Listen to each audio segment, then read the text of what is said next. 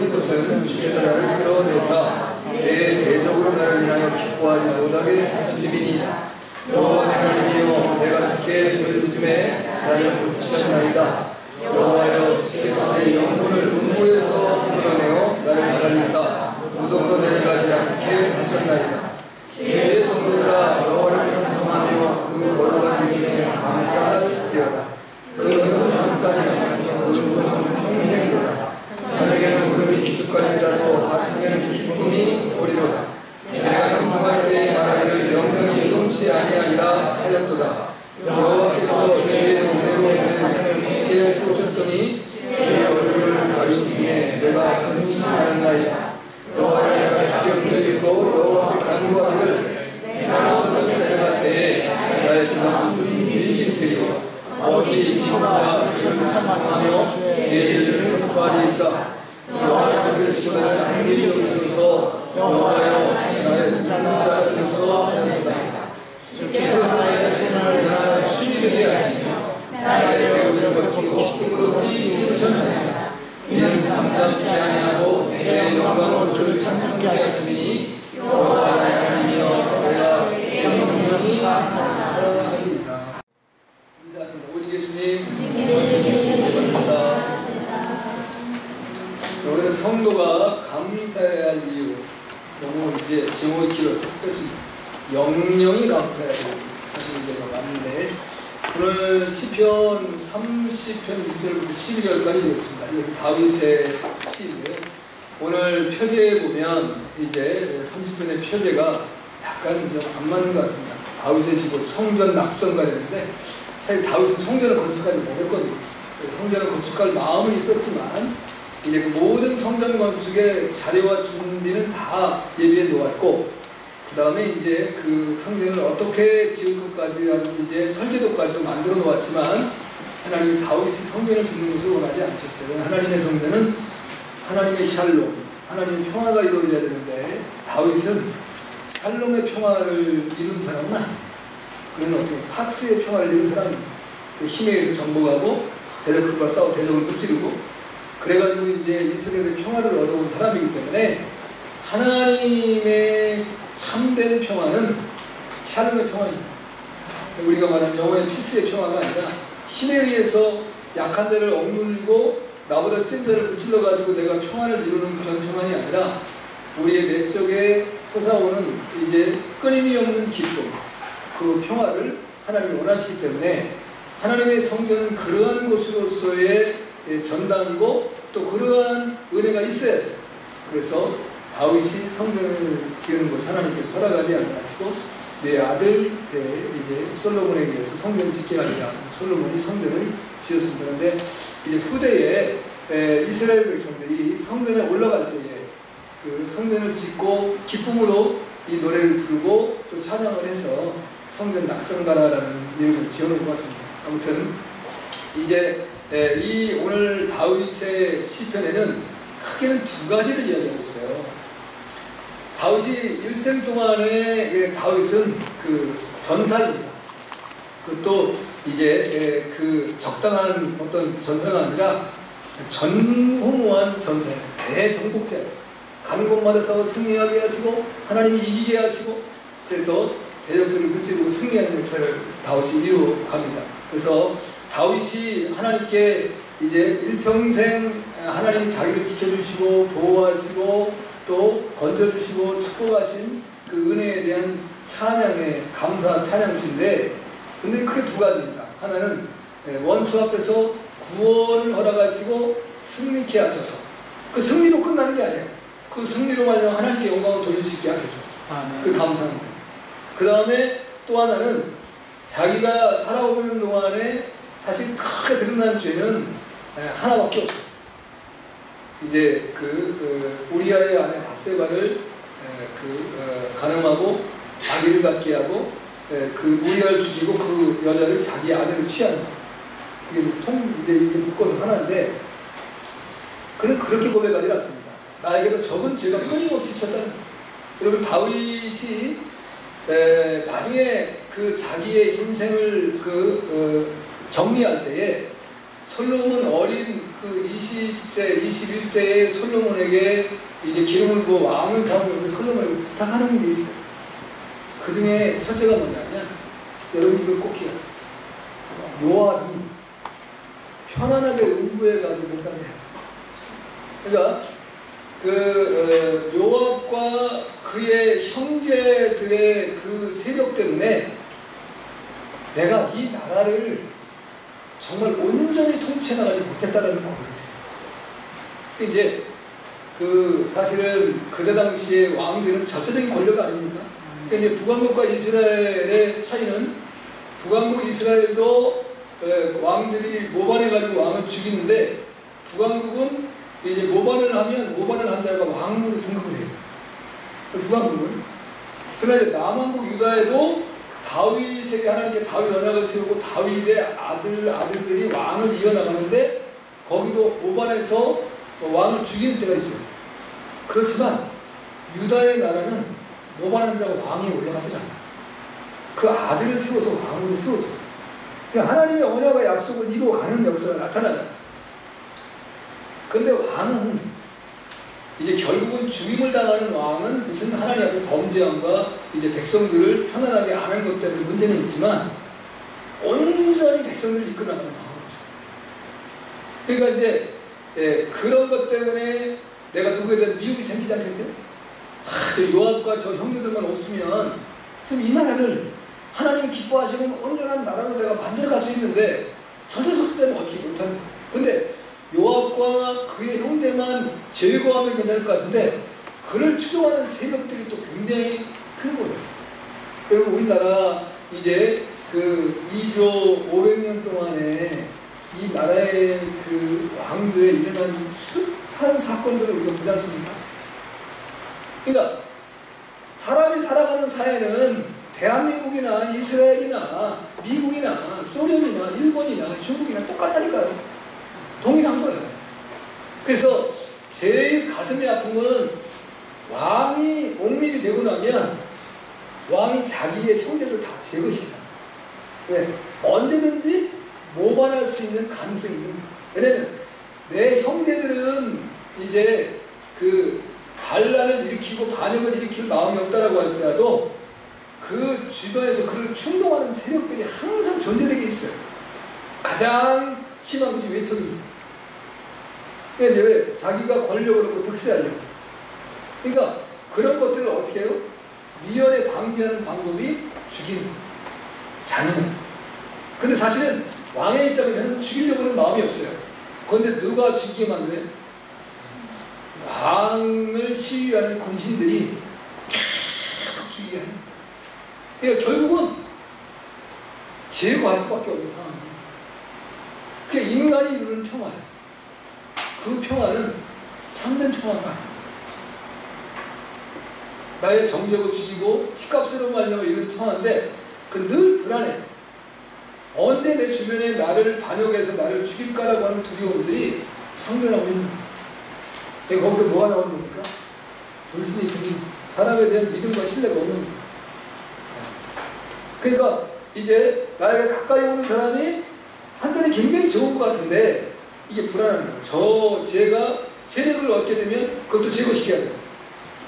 그러니까 중국이라는 나라는 사회주의인데도 불구하고, 중국의 이제 인구가 13억이라고 하잖아요. 근데 이제 원래는 한 15억 정도 된다 그러잖아요. 근데 통계로는 이제 13억인데, 중국의 공산당이 다 공산당인 줄 알잖아요. 여러분, 중국 사람 다 공산당 같죠? 아니에요. 중국 공산당은 8천만 명. 그럼 이제 통계적으로 13억에 8천만 명이면 이거는 한 8% 정도 되는 거예요. 근데 이제 8%의 공산당이 중국을 장악하고 끌고 가는 거거든요. 그런데 어떤 종교 집단이 됐든 사회 집단이 됐든 8천 명의 인구를 넘었으면 제거시킵니다. 8천 명이 넘었지 않으면 내버려둬요. 왜? 자기는 군사력과 힘도 있고 숫자도 8천 명이 되니까 너희 감당할 수 있는 거예요. 그래서 중국에서 파륜궁이라고 하는 어떤 나름대로의 종교 집단 같은 단체가 있었어요. 근데 그냥 가만히 놔두다가 이제 파륜궁이 1억 2천만 명이 된 거예요. 그러니까 한순간에 파륜궁을 완전히 위주로부터 싹 제거시킨 거예요. 그래야 중국이라는 체제를 이끌어가는 거예요. 여러분 이게 성경을 보면 역사가 보이는 거예요. 세상이 보이는 거예요. 다 들여다 보이는데 여하튼 다윗이 적게 크게 지은 죄가 엄청 많은데 하나님께서 은총을 베풀어 주셔서 그 죄를 사해 주셨다. 그래서 하나님께 감사합니다. 너는 이제 일생을 살아오면서 그게 두 가지입니다. 나의 죄를 용서하신 하나님을 찬양하고 감사하고, 그 다음에 대적으로부터 나를 이기게 하시고 내 그 어려움에서 나를 건져주신 그 하나님을 찬양하는 게 오늘 이제 시편 30편의 주된 요지입니다. 그럼 여러분, 우리가 이제 전반기를 마쳤어요. 그렇죠? 6개월을 마쳤는데 이제 다시 이제 후반기 시작에 달려가는데 참 얼마나 빠르게 지나갑니까? 전반기 지나가면 후반기 삽시간에 지나갑니다. 여러분, 이제 한여름 무더위가 있지만 그 지나면 그냥 하다 보면 다시 연말 되어버려요. 정신을 똑바로 차시면 됩니다. 아멘? 그러니까 전반기 동안에 하나님께서 우리를 지키시고 보호하시고 나의 모든 죄, 내가 크게 이제 적게 저질렀던 나의 죄를 용서하신 하나님을 기억할 수 있기를 바라요. 오늘 그걸 기억하면서 하나님께 감사로 나아가는 저의 삶이 될 수 있기를 주님을 축복합니다. 아멘. 오늘 이제 감사하는 이유를 크게 세 가지로 오늘 본문에서 이제 우리가 좀 진행할 수 있는데, 첫째는 영혼을 음부에서 끌어내셨다 그랬습니다. 오늘 3절에 보니까 여호와여 주께서 내 영혼을 음부에서 끌어내어 나를 살리사 무덤으로 내려가지 않게 하셨나이다. 아멘. 다윗에게는 많은 정적들이 있었어요. 최고의 정적은 사울이었고, 사울이 죽고 나면 또 이제 그걸로 끝나는 것이 아니라 이스보셋으로부터 시작해서 자기가 왕을 선포하고 헤브론에서 이제 사울의 그 이제 종족들, 그러니까 베냐민 지파가 끊임없이 유대 지파와 같이 이제 사실은 나엘의 그 후손으로 태어난 족속이긴 합니다만 계속 괴롭힘을 당합니다. 그러니까 이제 그러면서 성경은 뭐라고 말씀하냐면 다윗의 집은 점점 강성해지고 사울의 집은 점점 약해집니다. 약해지지만 약해진다고 반역을 모반을 안 일으키려고 하지 않는 건 아니에요. 그러니까 여러분, 우리가 가슴 아픈 사건이 하나 있잖아요. 다윗이 이제 그 아들 압살롬의 반역을 때문에 이제 다름하잖아요. 압살롬에 대한 성격을 알기 때문에 왜? 이 압살롬이 어떤 일을 저질러요? 자기의 동생이 자기의 이복형 이제 암논에게 강간당한 그 사건 때문에 그걸 3년 동안 꼭 참고 있다가 자기의 양떡 갖고 이제 그 수학의 기쁨이잖아요. 수술을 이루는 기쁨 때에 다윗을 먼저 쫓아 다윗이 안 가잖아요. 왜냐하면 내가 가면 공연히 자녀들이 이제 자유롭지도 못하고 또 많은 사람들이 또 가야 되고, 그러니까 야, 내가 뭐 거기까지 갈 필요 있겠냐. 그냥 네가 내가 마음으로는 받겠는데 난 안 가겠다. 근데 그 형제들을 다 왕자들을 이제 모아놓고 난 다음에 종들에게 말합니다. 내가 명령을 내릴 때에 암논만 죽여라. 나머지는 죽이면 안 된다. 그래가지고 이제 그 여운과 아주 기쁨과 잔치의 즐거움이 절정에 올랐을 때에 명령을 내려가지고 암논을 죽인다. 근데 그 소식을 듣고 다윗의 왕들이 다 죽은 줄 알았어요. 그때 하늘이 무너져 내리는 고통을 보는 하나님의 약속의 말씀대로 이어지는 거예요. 이제 우리아를 죽인 것에 대한 하나님의 보응이에요. 제가 아까도 말씀드렸지만 하나님은 우리가 죄를 짓고 크든 짓든 간에 하나님께 회개하고 용서를 하세요. 근데 죄책이 안 된다는 거예요. 죄책. 하나님의 보응은 있는 거예요. 내가 지은 죄에 대한 대가는 내가 지불을 해야 돼요.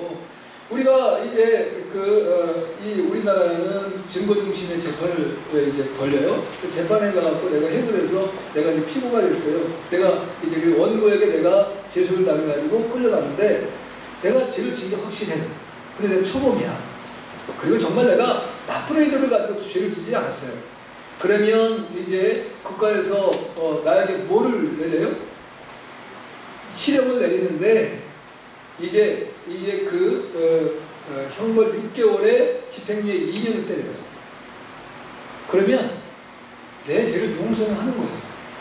그 집행유예라는 기간은 지금부터 2년 동안에 다른 어떤 죄를 저지르면 큰일 나요. 그럼 다른 어떤 죄를 저지르면 내가 지금 지은 죄가 거기다 같이 붙어집니다. 그럼 내가 예를 들어 사형원들을 받았어요. 근데 집행유예로 내가 풀려났어요. 근데 내가 도둑질에다 잡혔어요. 그럼 난 사형이 됩니다. 그러니까 집행유예는 유예 기간을 두는 거예요. 내가 나라에 개과천선하고 내 지은 죄를 자복하고 그 죄값을 지고 바르게 살아라. 근데 우리는 그냥 하나님이 내 죄를 용서했으니까 내가 죄에 지른 거에 대한 책임도 없어지는 걸로 생각을 했어요. 큰일 납니다. 그러니까 제가 지난주에 그랬잖아요. 남의 돈 떼어먹어가지고 재판 걸려가지고 내가 문제에서 그 돈 갚아야 된다니까요. 그러니까 우리는 형사라는 것과 있고 민사라는 것이 있어요. 형사는 감옥에 데려가는 이제 재판이고, 민사는 돈에 대한 배상의 청구권 배상을 하는 거예요. 그래서 형사건이 끝나고 나면 재판이 끝난 게 아니에요. 그 사람 민사를 걸어와요. 또 네가 나한테 이렇게 피해를 입힌 것을 갚아라. 그러면 갚아야 된다니까요. 아멘 안 하시네. 그러니까 중요한 건 죄를 안 지어야 좋아요. 그런데 죄 안 짓고 살아갈 수 있는 사회 형상이 안 되니까 안 지으려고 애를 쓰고, 죄를 지었으면 철저히 바로 회개하고 그 다음에 그 죄값을 갚으시는 거예요. 다윗에게 그런 아픔이 왔어요. 그런데 이제 나중에 결국은 다윗의 나라가 나중에 회복될 때에 누가 이제 문제가 되냐면 요나단의 아들 무비보셋이라는 자가 있어요. 근데 그 무비보셋이 그 5살 때, 5살이면 좀 굉장히 큰데, 하여튼 그 유모가 이제 그를 데리고 갔다가 자기 그 무비보셋의 아버지, 할아버지, 그 다음에 삼촌들이 죽었다라고 하는 소리를 듣고 놀래가지고 떨어졌는데 두 발을 다 저린 전투발이가 됐어요. 근데 이제 뭐 이 요나단과 다윗과의 언약이, 요나단이 이래요. 나는 2인자밖에 안 된다. 네가 왕이 되고 나는 그 다음이 될 것이다. 우리 아버지가 너를 죽이려고 하지만 결국 내가 이스라엘 통일왕국의 왕이 될 것이다.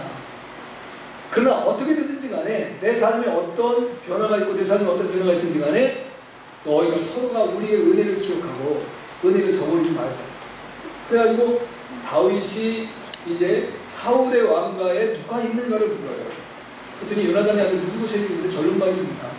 근데 그 무비보셋을 받아들여서 왕궁에서 왕자와 같이 먹고 살게 하고 모든 이제 사울의 재산을 다 무비보셋에 넘겨줘요. 그 시바라고 하는 종이 가지고 있는 건 다 줬는데, 다윗이 도망갈 때 이게 절름발이니까 내 마음대로 노새를 타고 약대를 타고 다윗이 따라갈 수가 없는 거예요. 근데 시바가 이제 얼마나 이게 머리가 비상한지 무비보셋을 떼어놓고 자기만 이제 모든 음식과 바리바리 싸가지고 다윗을 딱 따라가는 거예요. 그랬더니 다윗이 시바한테 물어요. 야, 무비보셋 어딨냐? 그랬더니 그는 이제 그러지 않아요. 사울의 집안으로서 다윗을 치렸는데 여기 기아라고 생각해서 압살롬을 붙었습니다. 이렇게 성경에 그렇게는 딱 안 나와 있어요. 근데 그 말을 쓰진 않은 거예요. 그렇게 얘기를 합니다. 그러니까 다윗의 마음 격분하면서, 근데 왕에게 참지.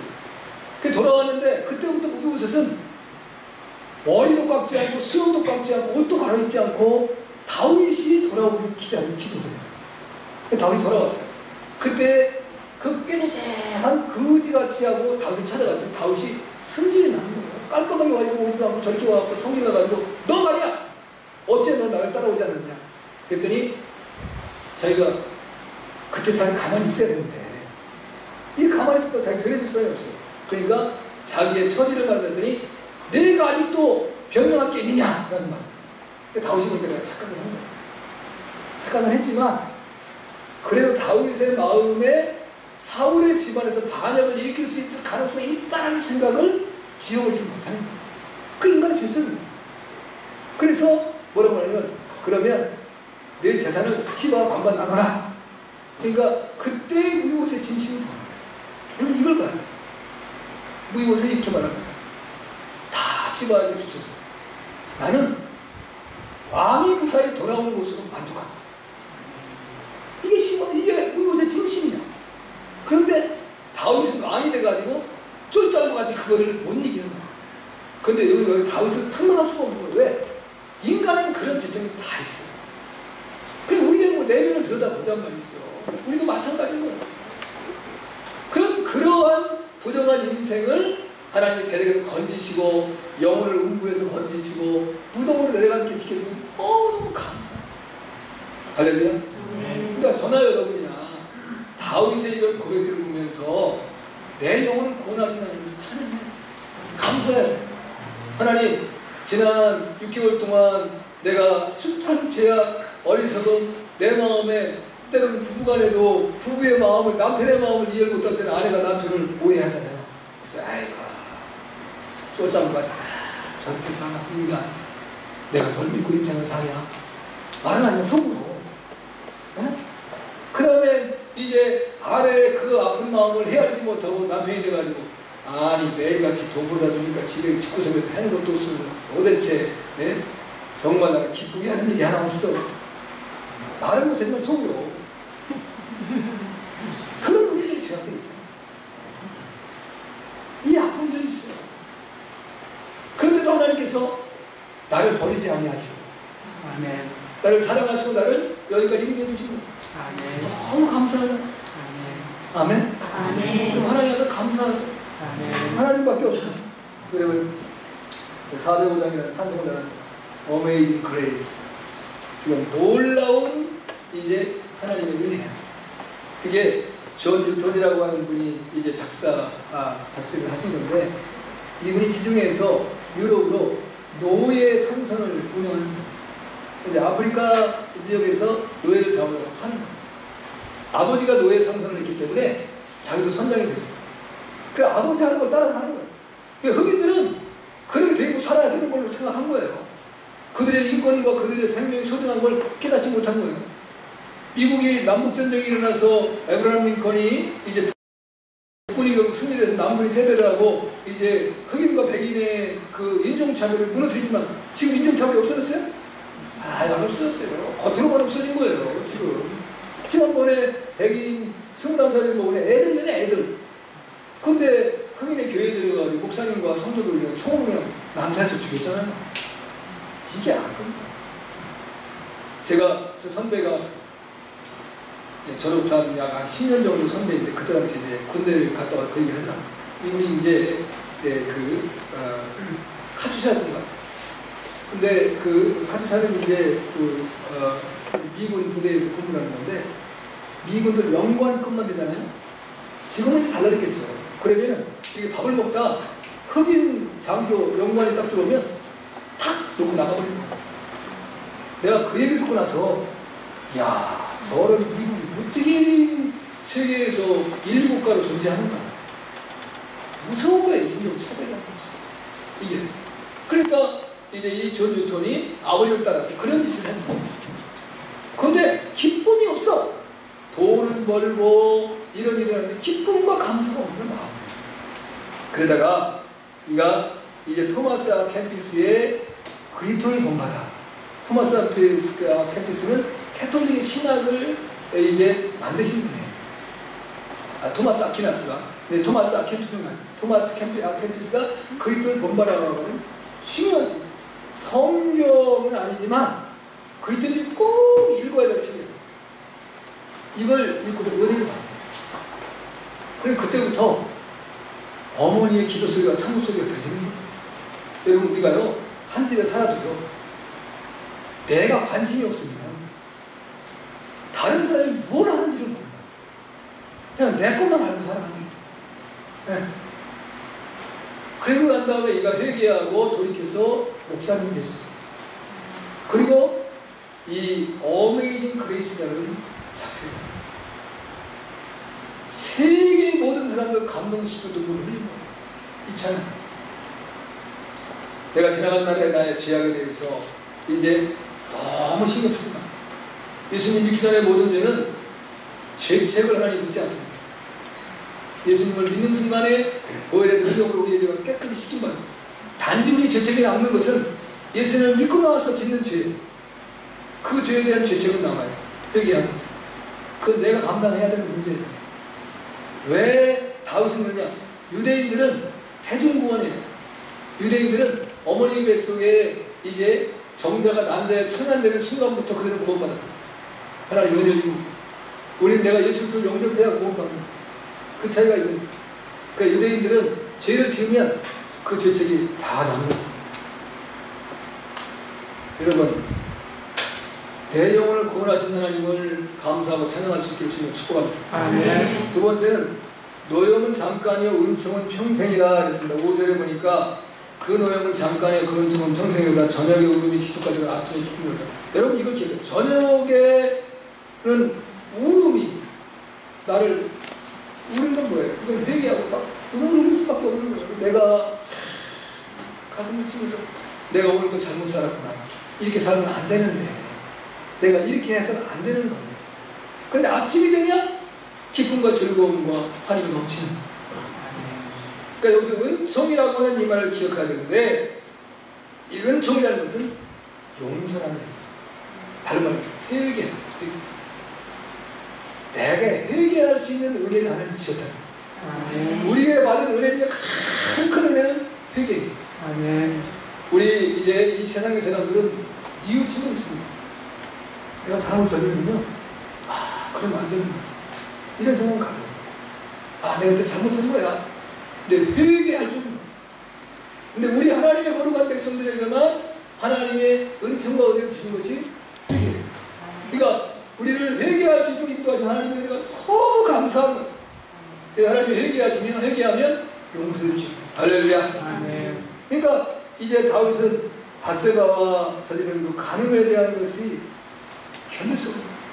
그런데 이제 인간의 그 얄팍한 스스로 한번 보세요.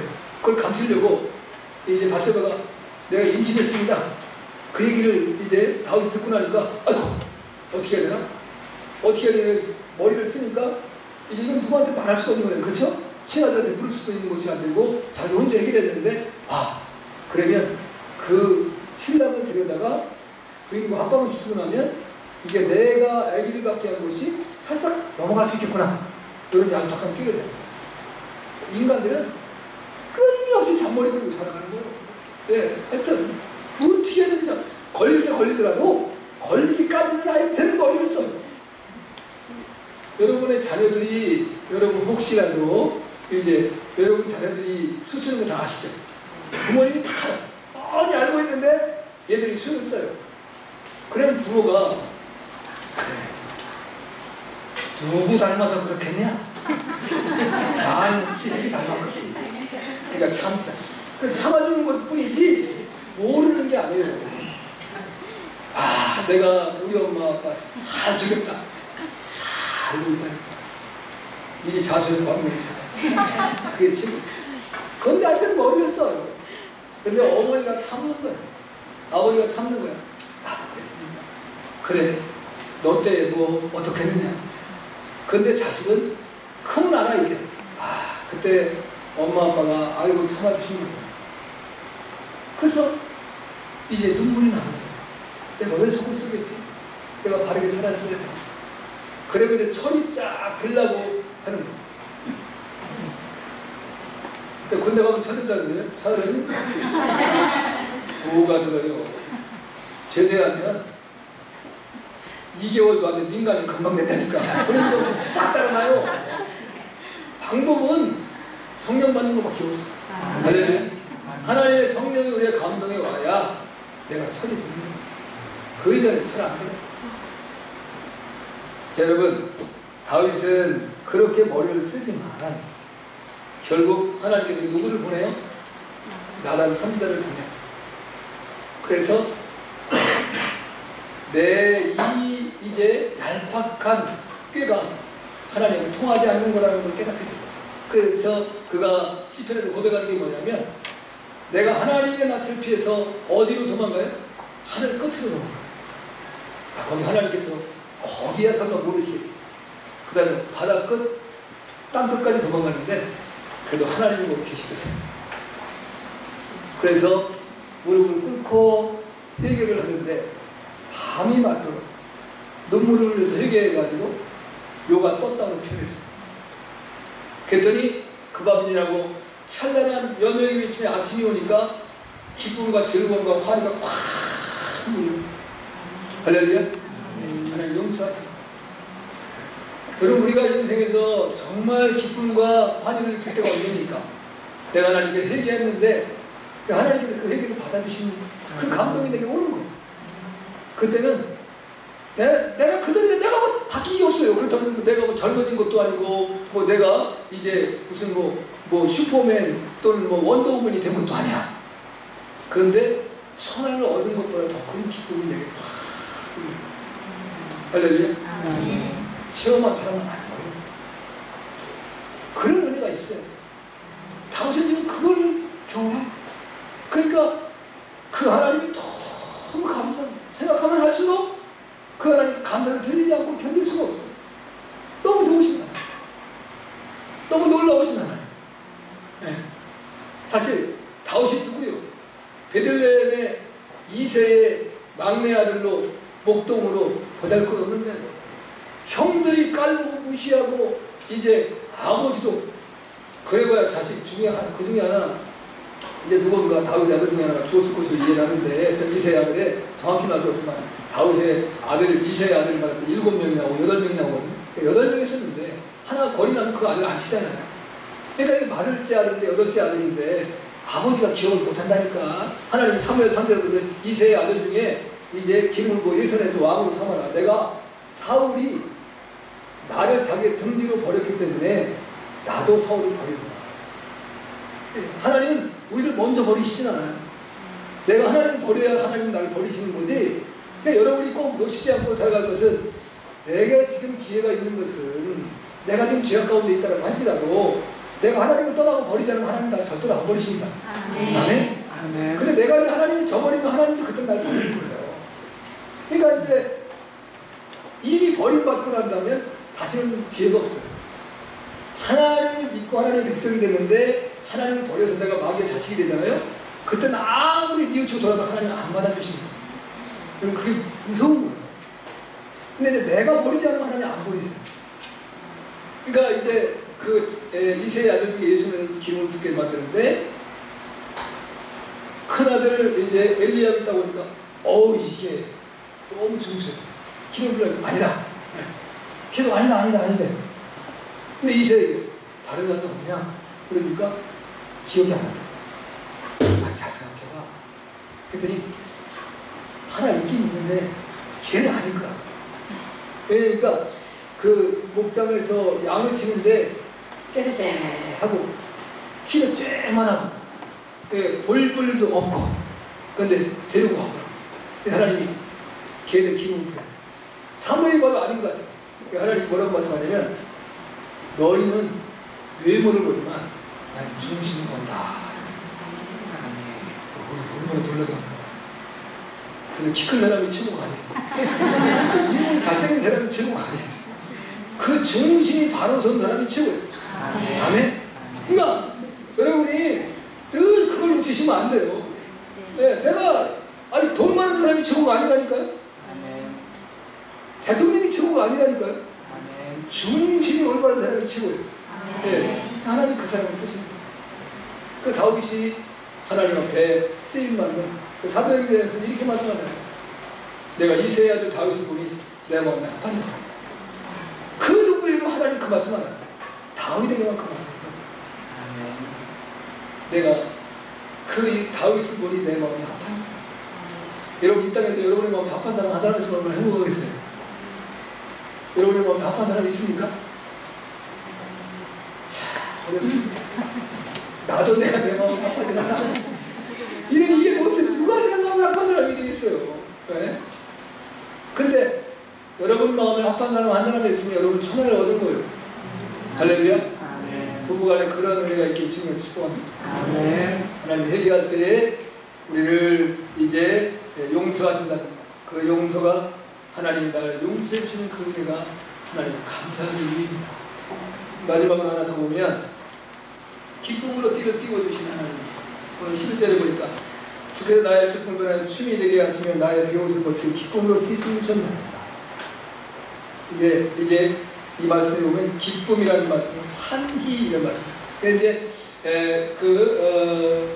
우리가 갈라디아서의 그 5장 21, 23절에 성령의 열매 나오잖아요. 그 열매 중에 이제 희락이 있어요. 희락. 이게 환희, 기쁨, 희락. 이 말씀이에요. 그러니까 우리가 그냥 이 세상에서 기쁨, 잠시 얻는 기쁨이 아니고 이건 솟아오르는, 그칠 수 없고 넘치는, 이건 누구도 막을 수 없고 빼앗아갈 수 없는 그런 기쁨이에요. 할렐루야. 예, 그런 기쁨이 다윗에게 있었다. 그래서 네가 하나님을 이제 영원토록 감사한. 그리고 여기 보면 배옷이라는 것은 언제 입는 거냐면 상복이에요, 상복. 지금은 뭐 이제 누가 돌아가시면 상주들이 배옷 입는 건 아마 저 첩정 산중 어디 가면은 그것이 있을지는 모르겠어요. 근데 지금은 다 양복을 입고 그냥 여기다가 이제 견장이라고, 그 다음에 여기다 이제 뭐 배 하나 이렇게 말하고, 이전에는 배옷을 입고 머리에다가 관을 쓰고 그 다음에 또 집으로 해서 테두리를 했어요. 그리고 대나무로 지팡이를 잡고 이제 오면 곡을 했어요. 아이고 나는 간다. 우리 말하고 영어 같아요. 나는 간다. 그리고 이제 눈물도 안 나오는데 그냥 아이고 하여튼 그런데 지금은 그렇게 안 해요. 근데 이건 뭐예요? 죽음이라는 것은 인생에서 가장 슬픈 게 죽음이잖아요. 그렇죠? 근데 그건 뭐예요? 이제 사망은 마지막 멸망당할 원수라고 했어요. 사망은 우리의 친구가 아니에요. 우리 원수. 근데 원수를 못 묻지요. 그 사망이 마지막에 멸망이 되는 거예요. 그래서 이제 주님이 재림하시면 사망은 떠나간다. 할렐루야. 그런데 사망을 이겨야 되는데 이길 수는 힘이 없어요. 그러니까 그 사망은 얼마나 원수에게 돌려가지고 죽었으니 고통스러운 눈물이잖아. 그 다음에는 이제 배옷은 언제 입냐면 회개할 때 입는 옷이. 죄 가운데 빠져가지고 그 죄를, 왜냐하면 배옷을 입고 움직이면 움직일수록 뭐가 생겨요? 고통이 와. 살이 깨끼는 거예요. 아니 뭐 좋은 뭐 50-50은 괜찮겠지. 아니 여러분 50-50은 누가 입어? 평민이 그래봐야 배옷도 아니고 굵은 배 그거 막 이렇게 하면 이게 뻣뻣해가지고 이렇게 하면 다 이 사타구니고 여기 다 긁혀. 배옷 입어보셨어요? 아이고야 행복하시네. 배옷도 안 입고 살아보셨어요. 너무 좋으시다니까. 여러분 군대도 요즘에는 이제 그 내복을 면으로 아주 좋은 걸로 주더만. 아이고 우리 때는 그냥 광목 그런 거 이제 막 먹셔가지고 그거 하고서는 뭐 한번 이제 행군하거나 이제 10km 완전 군장 뛰고 나면요 온 살이 다 깨껴. 그 고통을 겪었다니까. 그러면 이제 고참들이 휴가 나갔다나 아니면 이제 뭐 갔다 오면은 제일 편한 게 뭐냐면 군대에서는 쓰고 버리는 게 제일 편합니다. 여자 팬티를 사 세트를. 그래가지고 그거 입고 뛰는 거예요. 그건 면이니까 쓸리지 않죠. 그래 입고 버려. 빨리 귀찮은 거. 그렇게 우리는 어렵게 돼. 요즘에 막 힘들다고 하는 행군 우리 철면 보내면 조금 행군하고 행군 힘들다. 우리는 그냥 완전 그냥 23km 이제 해고선 10km 뛰었어요. 1시간 내에 줬어요. 내가 51분에 끌어가지고 보상이 왔어요. 보상. 군대 가서 3개월 만에. 대한민국 역사에 네가 치밀 거라고. 그래 탄핵한다고 보내지 말라는데 미기했어. 고참들 심부름해주다가 하나도 집에서 못 쉬었어요. 옛날에는 고참이 이제 특명받으면 한 달 내지 2달은 이제 놀아 아무것도 안 해. 3년 동안 군대 생활할 때 그때. 그럼 가서 돈이 필요하니까 이제 편의 써자고 자기가 돈 받고 부산까지 가서 부산, 제천 전국을 다 돌아다녔어. 그러다 보니까 일주일이 그냥 훅 지났어. 그래 나중에 마지막으로 내어반장 심부름 해주다가 이제 늦어가지고 그날 못 들어가고 그 다음날 들어갔어. 그 대대장이 너 이제 만약 미기야 권총을 쏴주긴다 그랬는데 부대가 훈련 나가지고 살았어. 하루 4시간은 못 가겠어요. 그래도 휴가 왔어. 내가 대한민국에서 최고로 먼저 휴가 온 사람이 아마 그거 깨졌는지 모르겠는데 그때까지는 그래도. 근데 지금은 너무 쉬운데도 군대 안 가라 그러잖아요. 어려워서. 기쁨. 그 어려운 훈련에도 휴가 온다니까 너무 좋더라고요.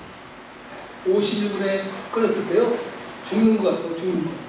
중대장이 뒤에서 권총 들고. 왜냐면 전국에서 이제 경연대회니까 1등을 하면 휴가 받는 거고 이제 1등 못하면 빠따만 군대. 운동도 보고. 그래서 안 하는 게 제일 좋은데 안 할 수 없어. 이기면 이겨도 2등하면 소용없어. 2등에도 빠따야. 1등 하면 잔치를 부려주고 2등 못하면 내만 주고. 아 근데 막 이기는 사람도 있고 지는 사람도 있는 거잖아. 그게 불합리야. 그래도 견디고 왔어요. 바울은 빌립보 교회에 편지를 보냅니다. 근데 옥중에서 보내는 옥중, 로마의 감옥에서. 감옥에 어느 정도 자유는 있었지만 여러분 감옥이라는 것이 편합니까? 여러분이 이제 이 시대에는 성범죄자들이 많으니까 범죄자들에게 뭘 세워요? 발찌가 채우잖아요. 그죠? 그래서 내버리는데 그 오죽하면 그걸 뛰고 도망가고 막 그래요. 누가 나한테 감시하고 있는 거라고 너무 불안한 거예요. 네, 감시하고. 근데 바울이 여러 서신들을 쓰고 옥중서신을 썼는데 너무 고통스러운 상황인데 12번 기뻐하라. 빌립보서 기뻐하라. 기쁨의 서신이라고 말해요. 왜? 예수님은 나 같은 죄인, 불쌍한 인생 주님이 사용하시고 써주시고 주의 일꾼 삼으시기 너무 기쁘고 감사해요. 사실 바울은 이 세상에서 누구보다 부족한 것이 없는 사람이에요. 세상적인 측면을 보면 엘리트 코스에서 엘리트로 사는 사람이에요. 그럼 나면서부터 엘리트 코스로 살았어요. 나면서 또 유대인으로서 로마 시민권을 가졌고 그 다음에 개인 가정교사를 가장 뛰어난 이제 힐렐에 속한 가말리엘 문화에서 율법을 배웠어요. 그리고 로마에 이제 이스라엘에 일찍 관직을 얻어요. 그 뭐 부족함이 뭐가 있어요?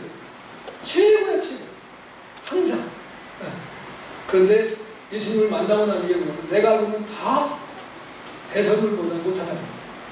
세상에 알고 있는 지식, 철학, 권세, 능력 다 소용없다. 오직 예수님밖에 없다. 할렐루야. 근데 그 예수님이 나를 만나주신 거는 내가 찾아간 게 아니라 예수님이 오셔서 담에색으로 예수 그리스도를 믿는 자를 핍박하러 가는 그 상황에 나를 만나주셔서 나를 하나님의 사람으로 만들어주셨어요. 그 다음에 자기의 모든 걸 다 내려놨어요. 주님, 내가 죽어도 주를 위하여, 살아도 주를 위하여, 사나 죽으나 내가 주의 것이고, 할렐루야. 아멘. 그 일생을 하늘이지 않고 살았어요. 마지막에 로마에서 그가 도끼로 목이 잘린 건데 3번 튀었다 그러잖아요. 지금 로마에 가보면 이제 바울이 그 목을 대고 잘라서 도끼가 그 이제 바위 그 기둥을 이제 쪄서 얼마나 세게 잘 되는 도끼로 쳤는지 그 도끼 자국 그대로 있다 그러잖아요. 도에 편하고. 그렇지만 하늘의 영광도 있는 하늘의 교인이 있습니다. 할렐루야. 땅에는 우리는 언제든지 모든 것을 다 내 마음대로 얻을 수는 없지만 그러나 하나님의 언약과 약속은 영원하다.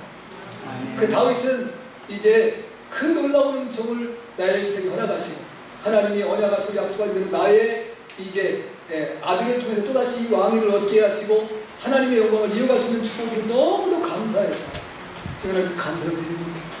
여러분, 여러분의 전반적인 삶을 바라보면서 이제 여러분의 삶을 흡족했는지 못했는지 모르지만 하나님 여러분과 함께 하셨고 여러분의 영혼을 버리지 아니하셨고 그리고 또 여러분이 하나님 앞에 회개할 때 여러분의 기도를 들어주셔서 여러분으로 이제 세상으로 미끄러지거나 죄악 가운데 빠지지 않고 구원의 은총을 누리며 살아갈 수 있도록 축복하시고 또 여러분의 기도에 응답하심으로 기쁨과 환희, 세상이 줄 수 없는 이제 주님만이 주신 그 평안을 누리고 있는 은혜가 여러분에게 있음을 위하여 주님께 감사드립니다. 이 감사를 영원토록 잊지 않고 살아가는 저를 보시고 주님을 축복합니다. 아멘.